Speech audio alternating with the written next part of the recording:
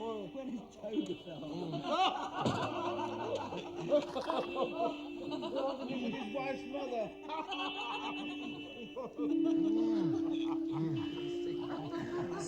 And she was nothing but a common boy. My luck is running out. You're a bad loser. I'm bored with this little game. Let's play with something more exciting. Shave! Bring on the dormice. A bet. Which is the heavier? The one on the right, 50 denarii. Oh, come now, Antonia. Surely a higher bet. Make it 100. 100 it is.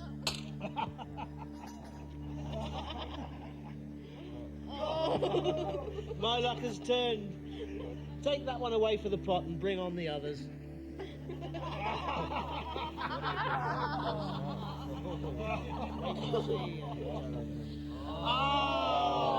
You ate the first one.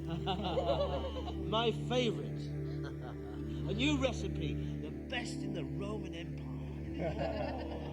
And so, the edible dormouse got its name.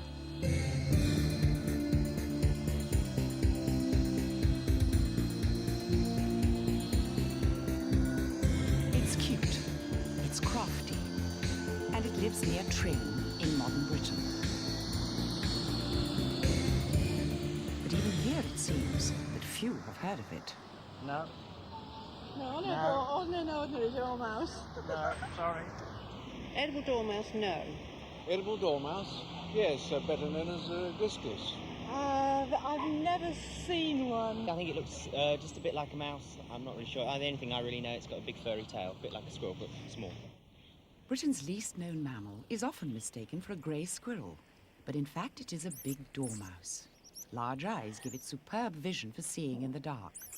Ears swivel alternately to pinpoint the sound of other dormice chattering nearby. It is a creature of the night. The edible dormouse is also called by its Latin and scientific name, glisglis. It spends its summer high in the trees, where it's extremely agile. It doesn't look like a dormouse. That's largely because of its bushy tail, which it uses for balance.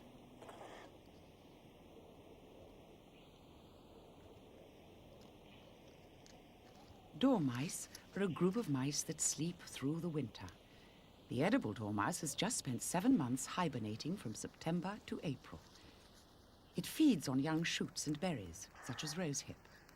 Feet, like small hands, grip branches and food.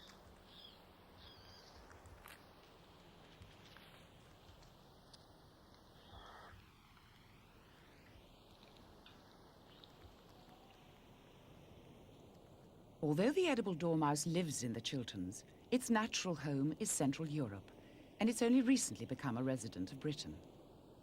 8 were introduced into Tring Park in 1902 by the eccentric zoologist Lord Rothschild, who imported them from Hungary. Rothschild was a great collector of animals. He drove zebras through the park just like horses, and rode on the back of his giant tortoise. His collection was the largest of its kind at a time when Victorian Britain revelled in exotic animals.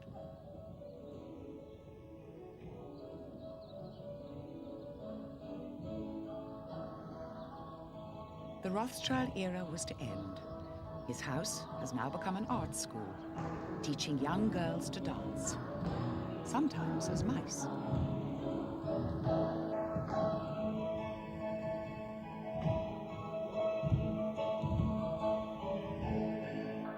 But the legacy of his dormice lives on. For soon they began to spread.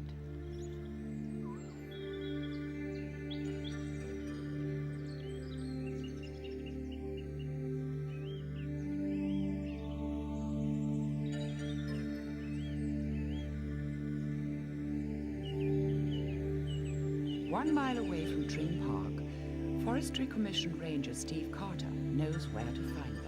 There's a fairly good chance there's one up in this tree just here. I know they're in the area. and if we go up to it and tap on the side, it's more than likely one will show itself. If we tap on the side here, with a bit of luck, we'll get one come out.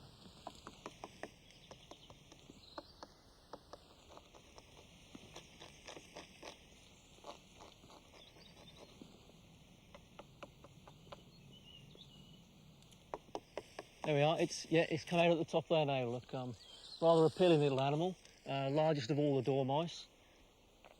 Very, very attractive. The edible dormouse instinctively investigates the slightest sound and appears to be unafraid. These dormice are protected by law because their habitat is diminishing in Europe.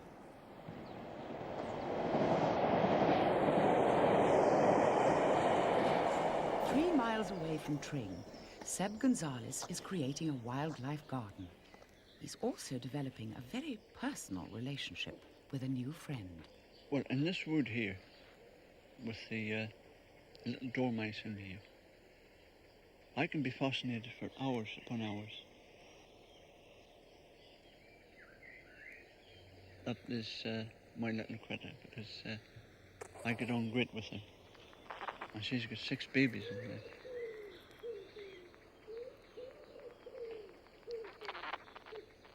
Every day he comes to feed his wild dormouse a piece of apple and a leaf. They're a really fascinating little creature. They're really fantastic. They're really beautiful little things. So anybody that finds them, don't really kill them. Deep inside the tree, her babies are just 10 days old. 6 is the average family size. As they suck, it's her chance to groom them.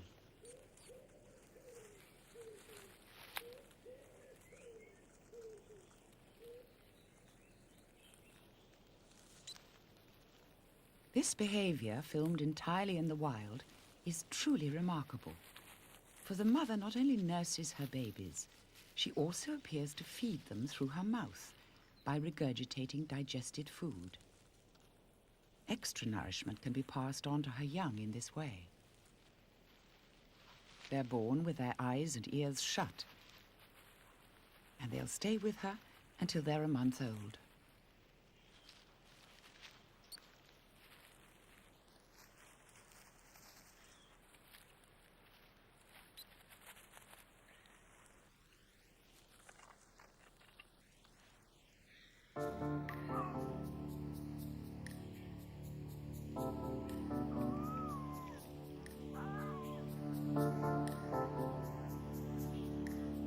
This time, she's not looking for young shoots or berries. She's caught the scent of something else.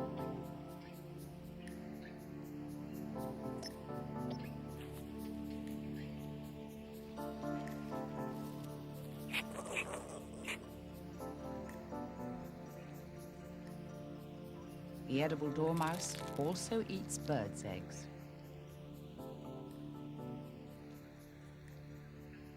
The magpie, who would normally attack such an invader, is effectively handicapped. Its eyesight isn't as good in the dark.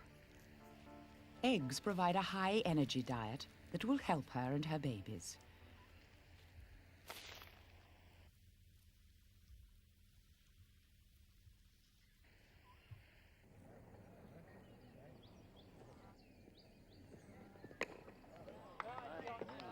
Seven miles away, the edible dormouse has gone even further than just eating eggs.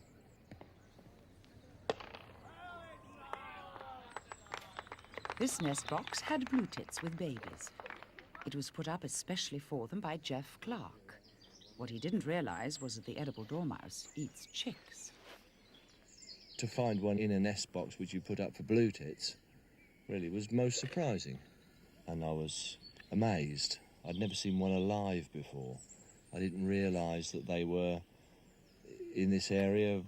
Having spoken to numerous people subsequently, they are very widespread.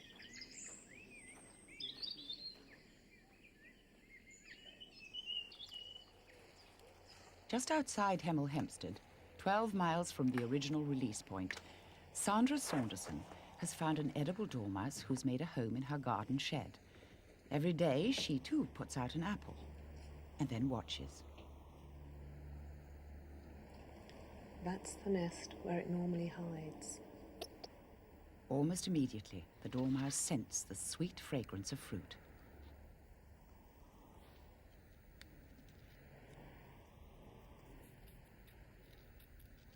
Though it's a wild creature, it's totally unafraid.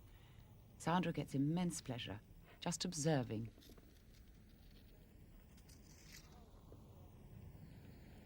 I find it really fascinating watching it eat.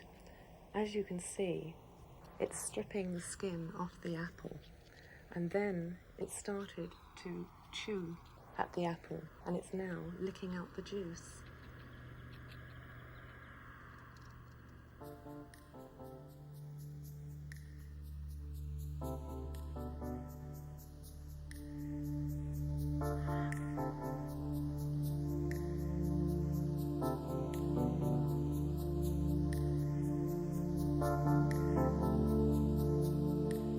At night, other eyes are watching.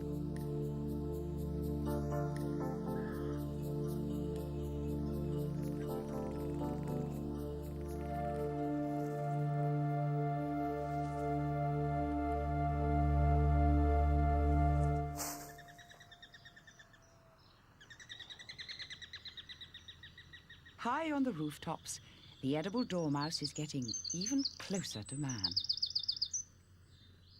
In summer, they readily take up residence in lofts. This time, there's a different kind of eye on the dormouse.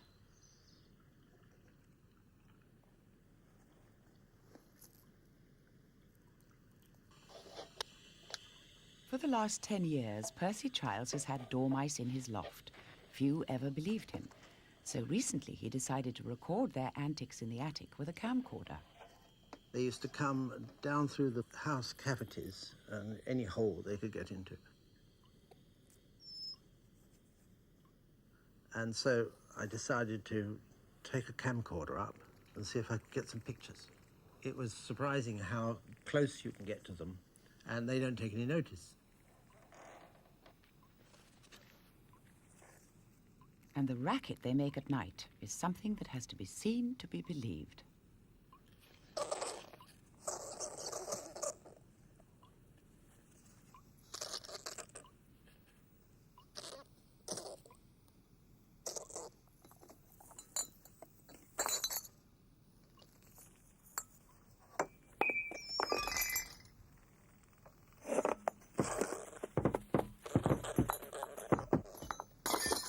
It was the noises in the night, and always at night, never during the day. And we could hear in the ceiling above the bedrooms the scrabbling and tearing noises. And the children were terrified. It would wake them up at night, and lots of running footsteps. Yes, the other morning I went up to the kitchen, opened the kitchen door. I was rather surprised to see these two black eyes and great whiskers looking at me from the top of the door, and there was a gliss sitting there. So we quietly opened the window and then got a window pole so he'd clamber onto it, so we could gently lower him and put him outside the window.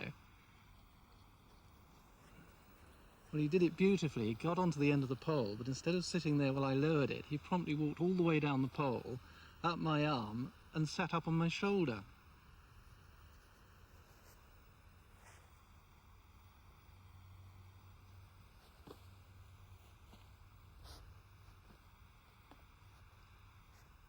I then wasn't actually sure what to do, so I backed up so he could hop from my shoulder back onto the window pole and put him gently out the window. But they're not a threatening animal in any way. Their daughter, too, has had a close encounter of the gliss kind. Verity was in her bedroom, and she picked up her towel, and the gliss must have been asleep inside it. She was so excited, and she wasn't at all afraid. She thought it was wonderful. Houses are not the only places where these rogues hide out.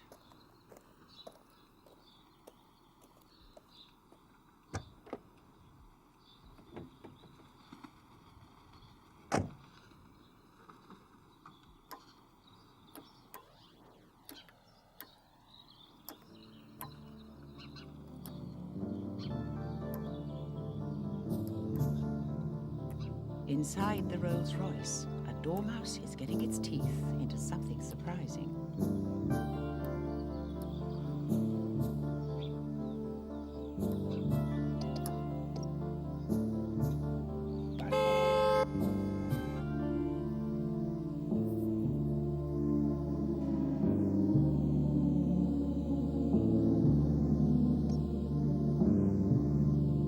Chewing sharpens their fast-growing teeth, but often with shocking results.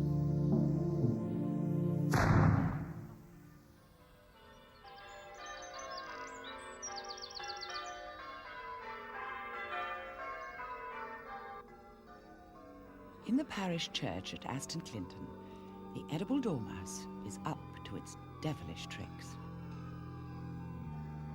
Even within the organ itself, the dormouse has been searching for a place to grind down its continuously growing teeth. Not to do so could mean death.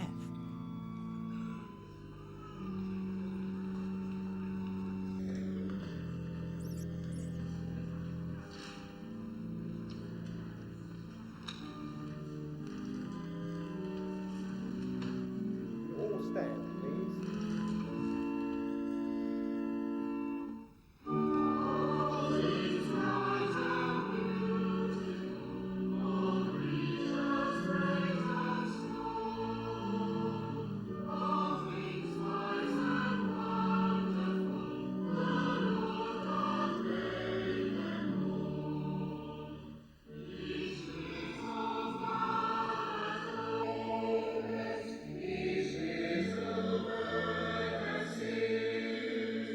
The soft metal organ pipe is like the bark of a tree, perfect for sharpening those incisors.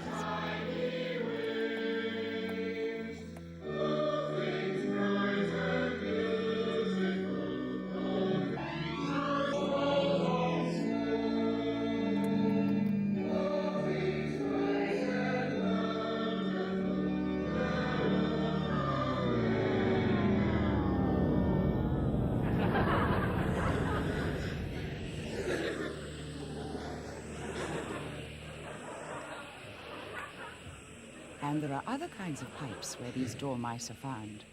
The water, cold water coming out into the baths was awful. It had bits of fur, bones, yes, but really horrible water. The children had been ill Well, they'd had tummy before they upsets. realised that there was some gliss or some animal up in the tank, in the water tank. Well, we didn't know. So We didn't know eventually what. we had bones coming out, little bones, and a bit of fur, skin. And then we investigated, and we found the leftovers of a gliss in the water tank.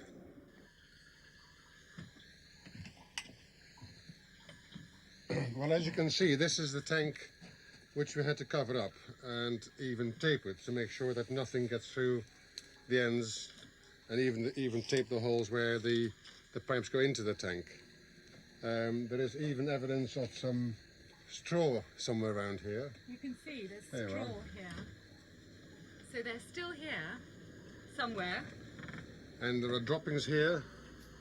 They're a rodent. Kill them. Trap them. Back in the forest nest, the mother returns. Her babies are now 20 days old. Their eyes are just beginning to open, and they're exploring more.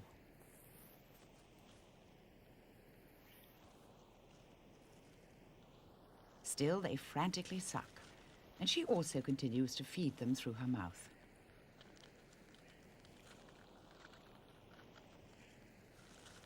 In 10 days' time, they leave the nest to survive on their own. For the moment, her babies sleep.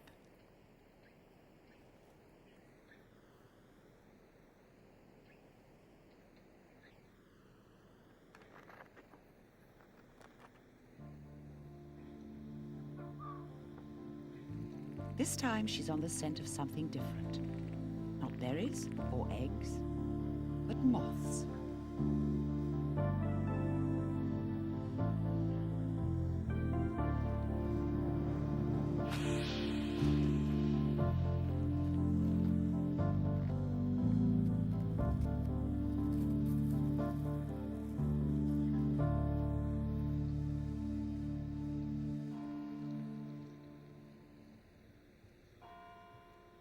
autumn, and the apple harvest is in the store. Such a feast may look too great for the edible dormouse, but at this time of year it has an insatiable appetite, and it'll eat and eat and eat. Realizing this fact, the Romans used large jars called gliraria to fool dormice into fattening themselves for hibernation. They filled the jars with hazelnuts, and rapidly the dormice became twice their original body weight, and then were ready for the oven. The Romans even had recipes for them. A 9th century manuscript records one such. Glires. Isicio porcino item pulpis ex omni membro glirium, trito cum pipere nucleis lacere liquamine, facies glires, et sutos in tegula positos, mites in fornum aut fasos in clibano coques. So what does it taste like? The only thing near to the taste of a dormouse is a guinea pig. The edible dormouse has got a lighter flavour. It's just a more refined, it's an upmarket guinea pig. Richard Hunt owns a wholesale butcher's shop outside Manchester. He breeds edible dormice, which he eats and sells. And it's perfectly within the law. Bears, rattlesnakes, sharks, anything legal is for sale. And at the bottom of his list is the edible dormouse, at £84 a pair. The type of people that eat the edible dormouse are A, rich, filthy rich. And it helps also if they're, in my opinion, middle-aged and got a young girl to impress. You know, if they've got a bit of a young mistress and they want to really go over the top, they do it. And those are the sort of people that eat it. Although the sale of edible dormice is small, doesn't Richard Hunt believe it might offend some people? Examine your eating habits. It's not a case of deciding whether I should eat dormouse but I shouldn't eat chicken, because that is just stupid. The dormouse has had a jolly good time while it's been alive before we kill it, whereas the chicken has only been alive for about 8 weeks. It's been segregated, it's had no sex life, which is the most important thing to anything or body, whereas the dormouse has had lots of games, lots of playtime. Nice time. When the dormouse has put on enough weight, it comes down from the trees to find a place to hibernate. This is the only time it's grounded.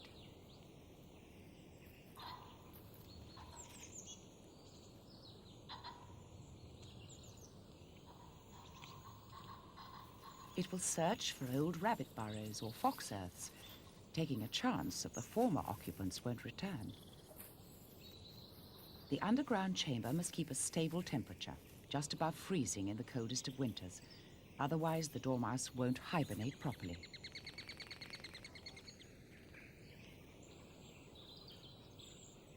Dormice often sleep in groups. 2 or 3 will huddle together. Hibernation is a highly sophisticated system to save energy when there's little food about. So what happens to the dormouse when it goes into hibernation? Using a thermal image picture, we can see. First, the heart rate and respiration begin to fall, shortly followed by the animal's metabolic rate, shown on the far right column. Only after 2 hours does the body temperature begin to fall. Blue are the cold areas of the body, and red the warm. Slowly, all the body processes shut down, but not completely. After 8 hours, the body temperature is at its lowest, 2 degrees Celsius, the same as the air in the nest. While the dormice sleep for the next 7 months, the damage they can do can be assessed. The greatest harm is seen in the woodlands, which Forest Ranger Steve Carter is only too keen to show us. This is quite typical gliss damage. You can see it tends to go round in bands to form a spiral. It goes from a third of the way up the tree all the way to the top. And as you can see, this is the end result, a dead tree. I would say 70% of some plantations has virtually been wiped out. So this control is needed. Trapping and killing the culprits, which requires a license, is the forester's solution, but only where they've caused thousands of pounds worth of damage. Clearly, there's a dilemma. On the one hand, the edible dormouse is a pest, and on the other, it's a protected animal. So how far should we tolerate this little rogue when it enters the house?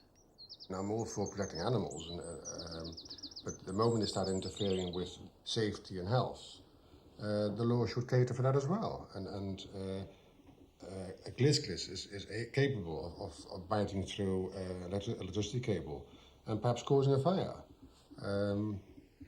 Now, in my opinion, it's like having a lion in the back of your garden. They are protected. But you put a lion in the back of my garden, I'll bring my shotgun along and I'll make sure it disappears. I think we're quite privileged to have them. I'm not frightened of them now that I understand them. And they're rather sweet, and I think we should leave them well alone. They're so very rare that it would be a great shame to treat them as a general pest. But I do think they should be kept out of houses in general. They are a tremendous menace in a house. They'll eat through a chest of drawers from the bottom to the top given time, through the wood, through the clothes and wiring or plumbing.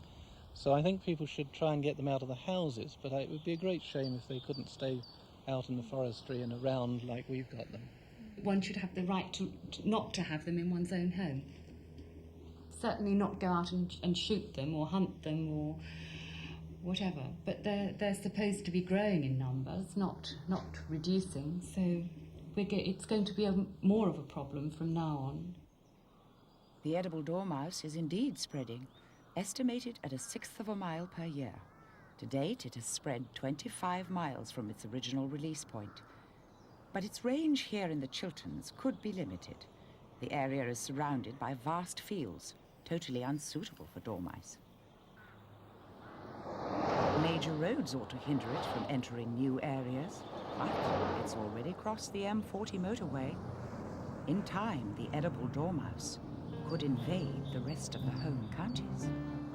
A true opportunist, it has secured a home in Britain. Now, with the law as protection, how long will it be before there's an edible dormouse